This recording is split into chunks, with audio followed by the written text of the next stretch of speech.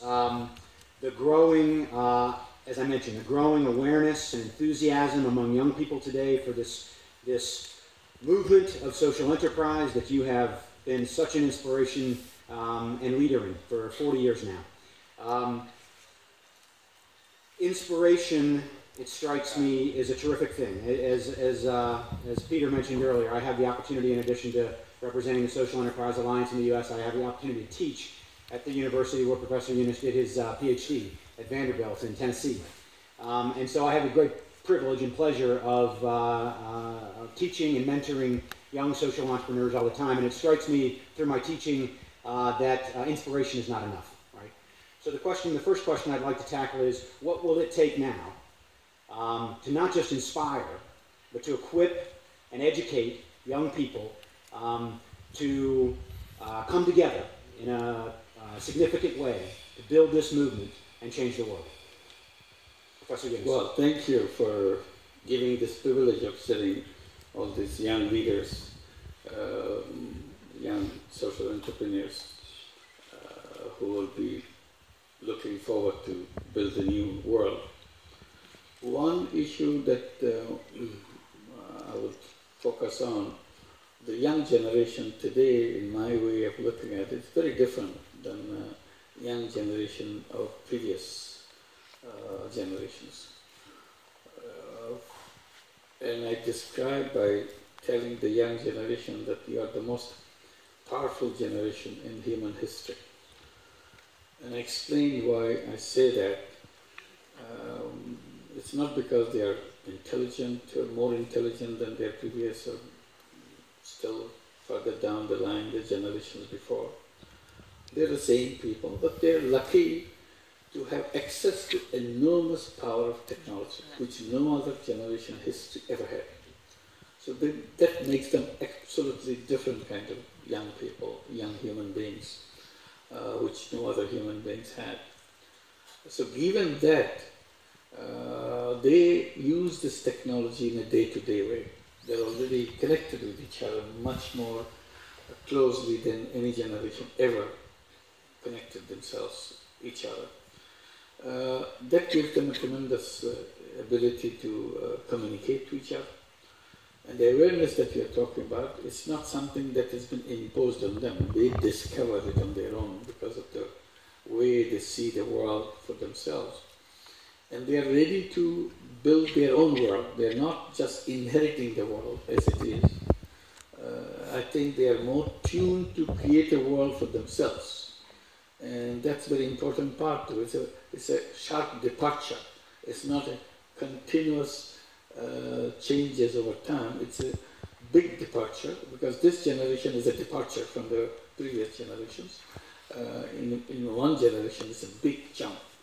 And similarly, they see the world as a big jump also. There, the idea of social entrepreneurship, the idea of social business, these are very attractive things for them. Many universities have adopted the idea of social business as a coursework for them. And many have set up social business centers. The reason I mentioned that, in most of the cases that I heard about, it is not the initiative of the university itself. It was the initiative from the young people, from the students, challenging the university, saying, why don't you teach us? If it is so important, this is such a grand thing that we feel, and we don't know what it's all about. So because of their demand, they created these institutes, chairs, centers, and so on. So this is a big thing, that the students demanding, they want to learn more about it. So that's the generation this group here is representing. I see tremendous hope. It's a great example. Just on a personal note, I was originally all of my teaching was at the graduate level, at the MBA level, and the undergrads decided that they wanted a course. They were trying to audit the MBA course, and the graduate program wouldn't let them audit the course. So I told one of the young people that was trying to audit the course to prove that there was enough interest in having a social enterprise course at the undergraduate level.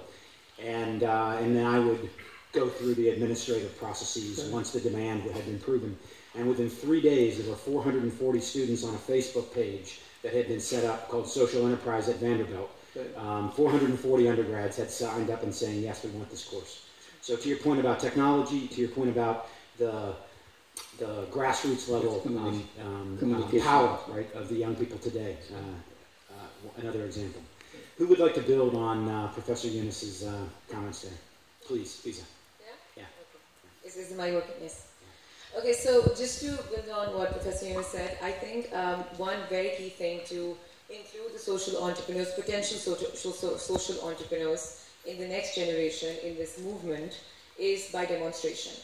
And by sharing that demonstration with them by experience, by case studies, and by making them meet and talk to and relate to entrepreneurs like us, the senior, very, very senior entrepreneurs, of course, so that academia does not always sort of give answers to all the challenges that are in their mind. It doesn't give real answers to the limitations they think, the risk of failure, the fears, the hesitations that they have before plunging into the sector. And secondly, the more I go to a lot of universities in Pakistan now, giving mentoring sessions to the graduating batch, especially the girls, telling them about what they can do in social entrepreneurship and with their potential. And I feel that the awareness of social entrepreneurship has also to be created. Because they usually feel that, we're graduates from Stanford or whatever, LUMS or Warwick or Yale, but we don't want to set up an NGO. We want to do something, investment banking, Wall Street, they're very big, high billion-dollar dreams. You need to make them understand that social entrepreneurship is something whereby a lot of good can be derived, environmentally, socially, and financially as well, if coupled in the right way and with the right spirit. So perhaps the awareness and then the demonstration with real-life examples will enable them and motivate them to convert their ideas to realities. Yeah. That's it. Very good. Thank you. Guy, please. Oh, yeah. All right. So, we're living in a time where we have the opportunity to completely transform the world in which we live.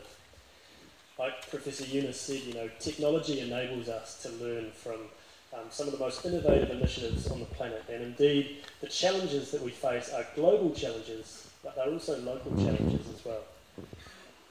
I believe that, at least in New Zealand, what I can speak for is that our education system is failing to prepare our young people for the challenges of the 21st century.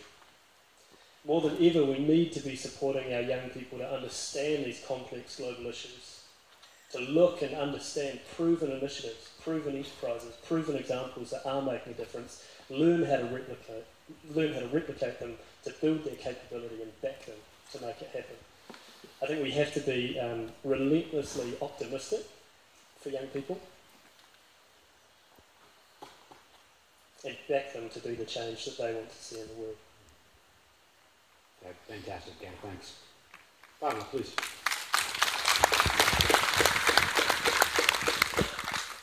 So, building on what Professor Yunus and Gay said, I come from a country where the average age of people there is 27. So, it's nearly everybody's young. We're talking of a huge demographics of people who are young, who are now cognizant of what's happening in the world, and who are also very, very aggressively optimistic about how they want to control their future. So social businesses are cannot just be a fad for the MBA schools and the English-speaking, educated, upper middle class people like ourselves, but has to go and hit them and actually go through that layer. And that's where I think what is the next generation, it has to break through that mold of English-speaking, upper educated people becoming social entrepreneurs to everybody who has an enterprise at the last mile, identifying himself for the greater good of what he's doing, rather than just earning money. I think the past generation was a stability generation. My father, I think this opportunity was from the border between Bangladesh and India. And he ended as a refugee in New Delhi. And so the first thing he thought about was providing for himself and his kids and making grow. But our generation can break that shackle, and we can think around and we can grow much further and much faster. So I think that's our take on That's such a big idea, I'm just... such a big and important idea. I'm curious to know, do you have any thoughts about how we can make that bridge that gap, bridge that divide from social entrepreneurship being something that's a product of the relatively well-to-do? Yeah, but there's three clear things you can do. Number one, forums like these have to open up and go one level lower or much level lower, so that they can hear Professor Yunus. I mean, they don't right now. Number two, the education system, and Indian education is much worse than New Zealand, I'm sure, needs to sensitize the students from a very early age about the society around them, about the common areas. We keep our house clean and throw the garbage outside. And that's something you need to learn when you're 3 years old. So that's number two. And number three, the businesses and the people who have money have to realize that the rate at which they're, I'm not even saying capitalism, the rate at which they're growing the greed has to stop at some point. Their children cannot leave the planet. They'll have to stay in the same planet. And in a country like India, you have a house in Mumbai which is 34 stories for 4 people, whereas there is a slum right next door where 34 people stay in one 4x4 cluster. At some point, these people will rise and snatch it from you if you don't realize that now. Beautiful. Thank you.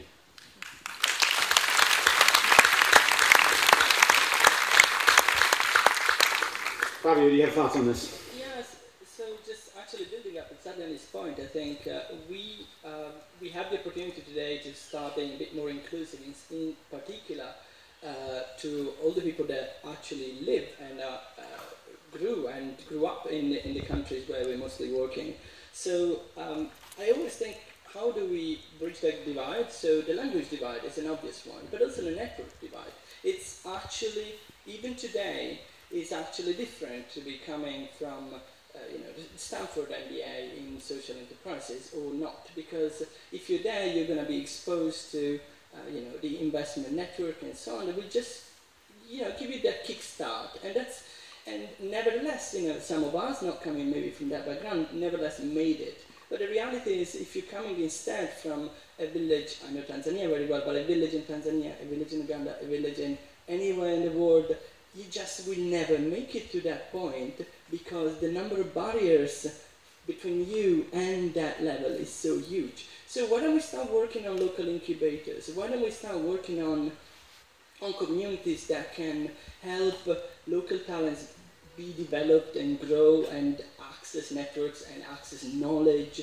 and maybe over time maybe they will actually learn English, but at least they should have the ability to start this path, this road without that being a barrier. I think that's a bit, it's something that we can definitely do. And then we have another 2-3 billion people that could participate and be together with us in 10 years.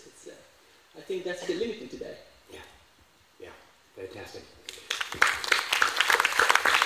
Sophia, I know all of us that had a chance to be in the room on Wednesday evening when you did a talk and told us about your own story, as well as the story of AfroPads. Were inspired by what we heard. How do we, build, reframing this question in a bit different way, right? How do we get to a point where your path, right, is far more the norm, right, among young people these days? How does your story become the story of a generation? Yeah, thank you. I think that I'd really like to build on Fabio's point. My personal experience has been in the Ugandan context, and I think that one of the things that I see personally is they don't have, the entrepreneurs are there. They're there from the person who's selling something at a kiosk to someone selling something on the side of the road, and they have ideas, they are creative, but part of what we discussed in the earlier session was about knowledge and power. And if you don't have access to knowledge, if you don't know and understand that there's this growing empire and movement of social enterprise, it's hard to engage in it knowingly and aware. And I think that as an entrepreneur, one of the things we need to know is, what do we need? We need to know our needs very well, and part of that comes with that power. And so I think that when we look at forums like this, they're an excellent opportunity and a privileged opportunity for someone like myself coming from Uganda to learn and to build my network. But in Uganda, what I would love to see are more young entrepreneurs, more Ugandan entrepreneurs who are able to build their businesses and their ideas. And at the moment, they lack the same access to network, to technology, to this inclusive environment that we're in right now. And I think that that's a really important issue to look at moving forward. Thanks.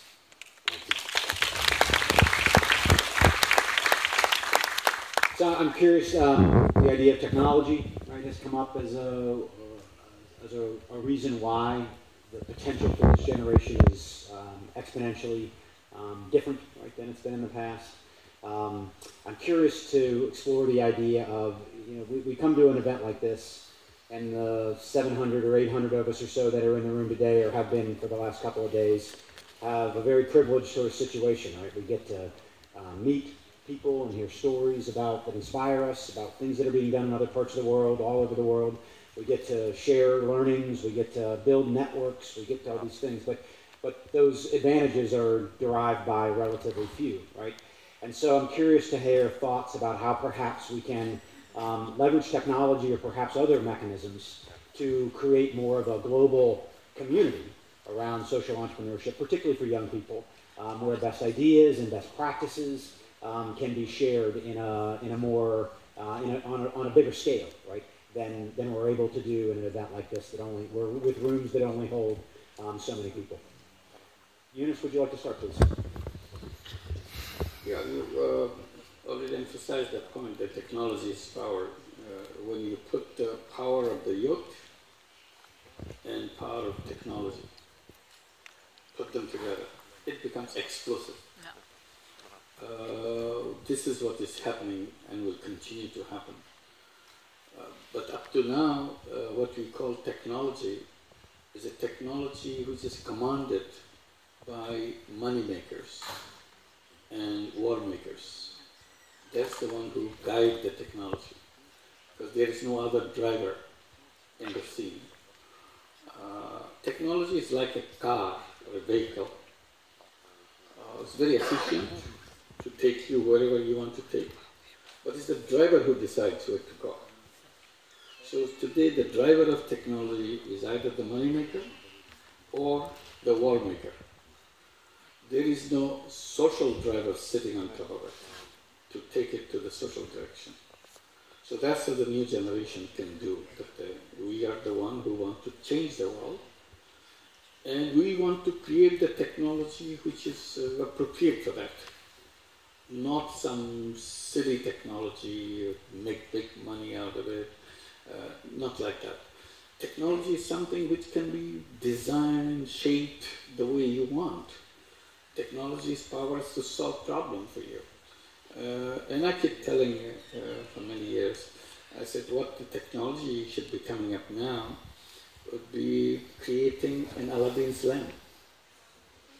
Like in Arabian Nights, Aladdin's lamp. You touch the lamp and the genie comes out of it and say, what can I do for you? Then you say, you do it for me, and it is done. Say, yes, master, it will be done. And it is done. I said, today we have an opportunity to make it happen. If our mind is in that direction, create a Aladdin's lamp of technology.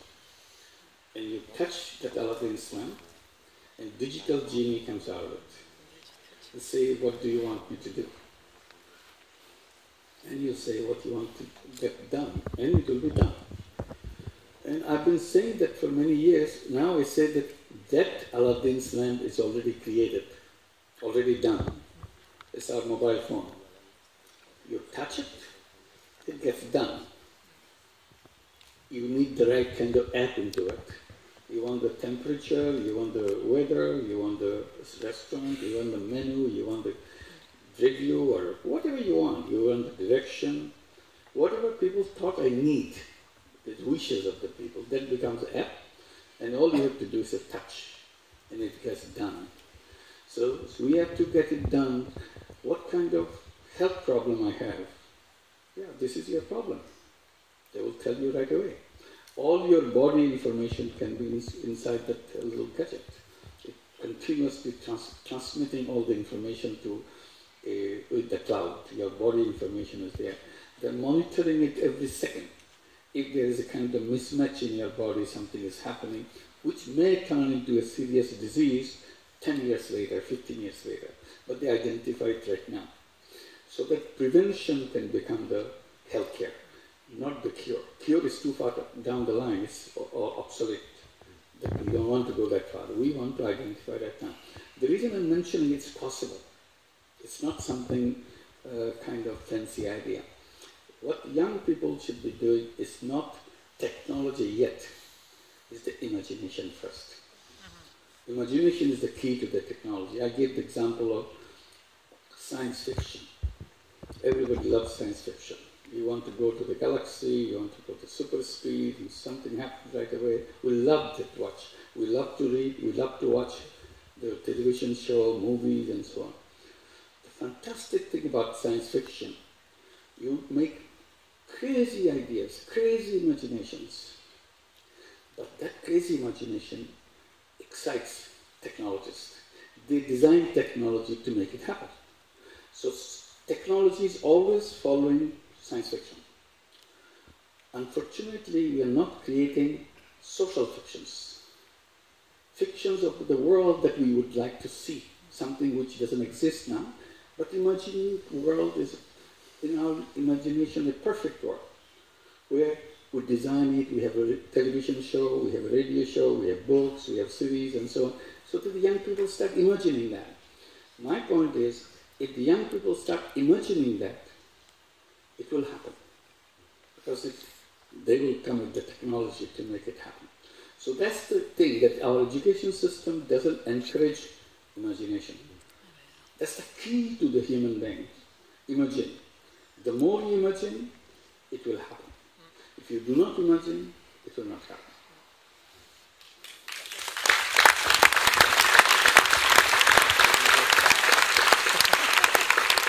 I love the idea of dreaming it into being.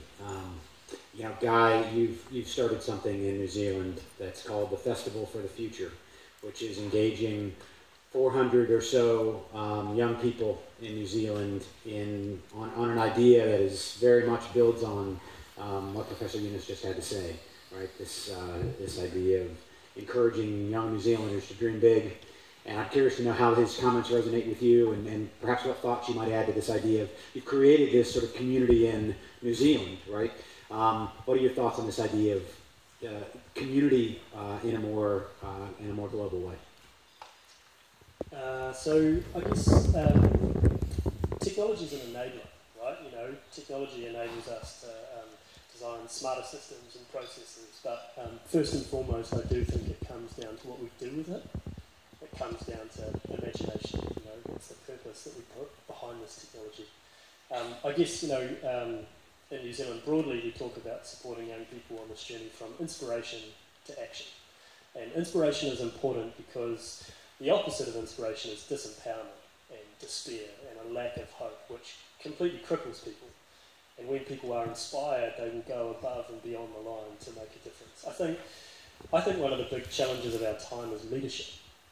You know, I think in the context of these big global issues that we face, how do we hold ourselves more accountable to be fairer, to be more inclusive? You know, all of these qualities that we can imagine and we want to see in the new world, and how do we hold our leaders accountable to step up and also deliver on those things? So I guess I'm really interested in the conversation of how do we take the essence of what we've discussed and had conversations about over this weekend and take it on a much bigger scale. You know, 800 people in a room. What does it take to get this stuff to 8 million people, 8 billion people? You know, that's the challenge of our generation. And I guess I'm also conscious of the fact that as young people, whilst we are on the cusp of being at this interface between technology and wanting to make a difference and you know, having huge optimism and drive, we don't have all the answers. And absolutely we need the wisdom and experience of the older generation to draw on. It starts with imagination, as the professor said. So congratulations on having dreamed this festival for the future into being in New Zealand. Yeah.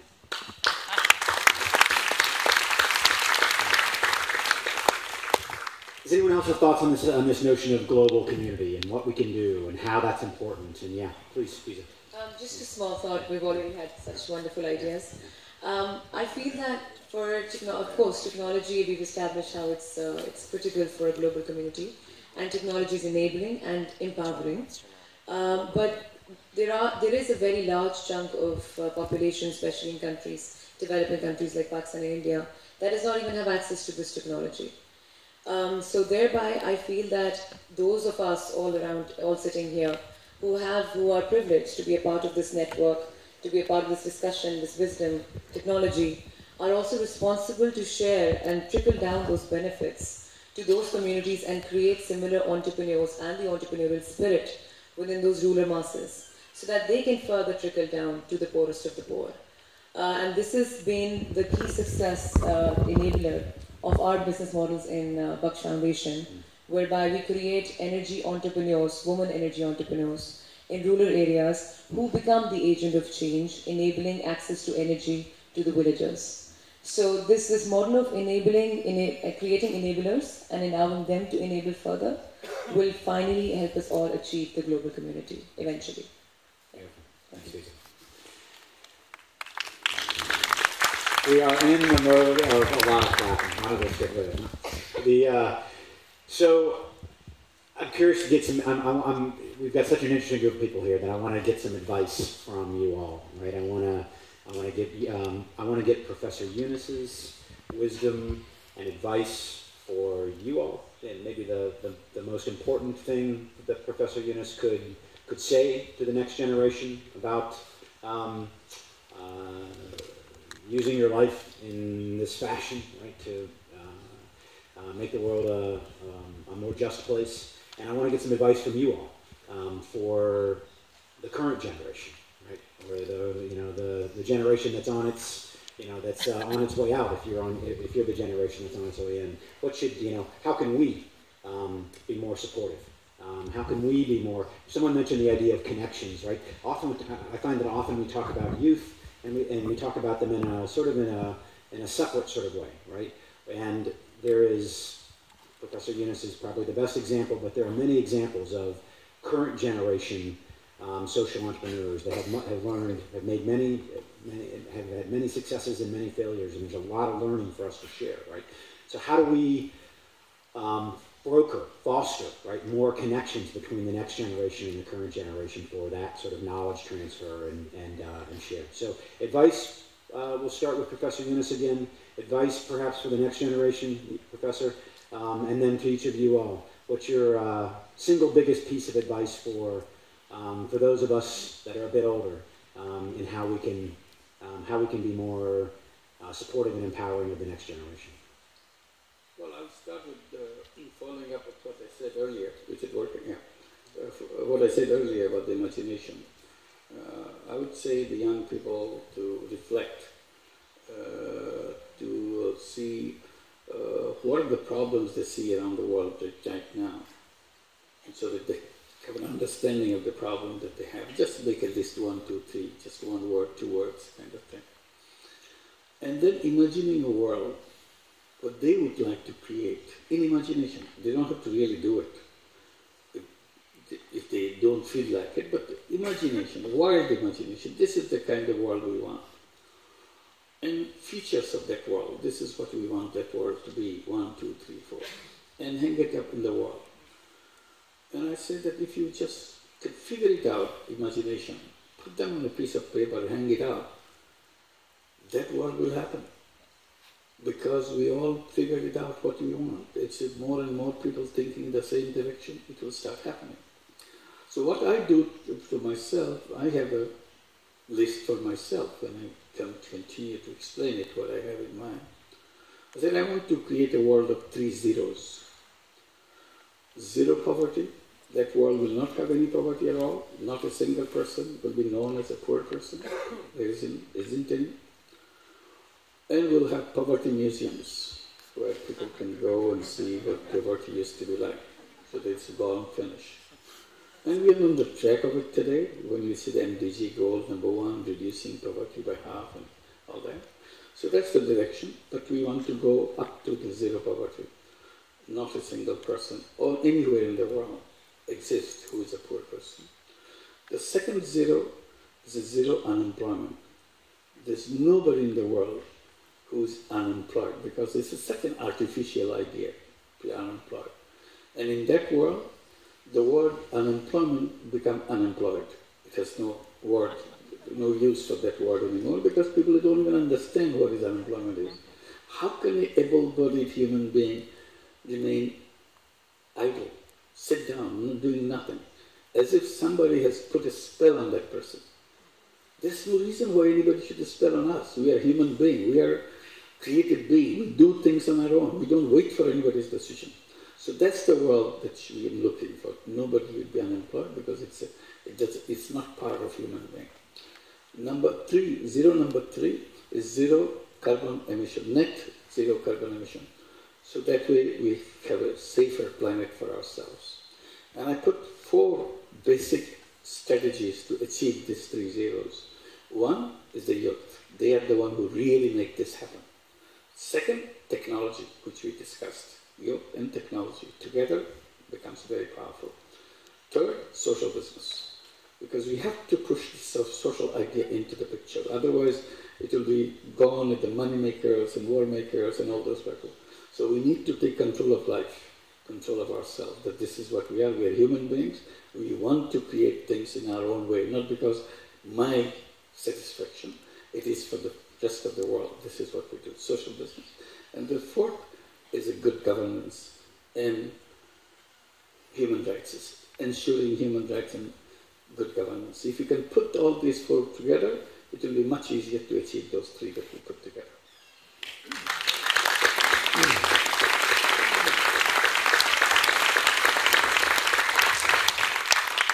I think I speak for all of us in saying that's exactly the kind of world we want to live in.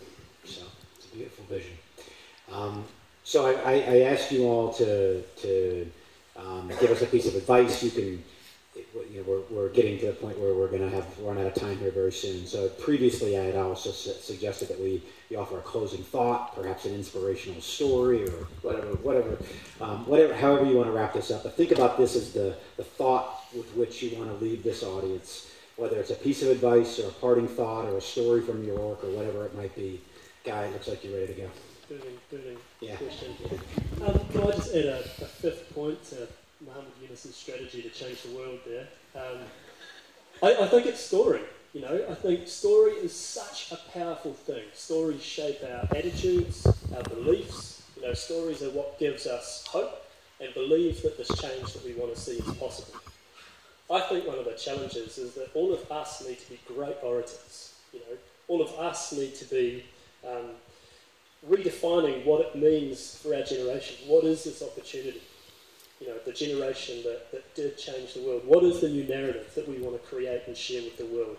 And how do we do that in a really powerful way, where we can get up, where we can engage thousands of people face to face through great oratory, where we can share those stories online and engage a much broader audience, as well, of course, as the first 4 points as well, I think are really vital. That's the piece of advice that I would have.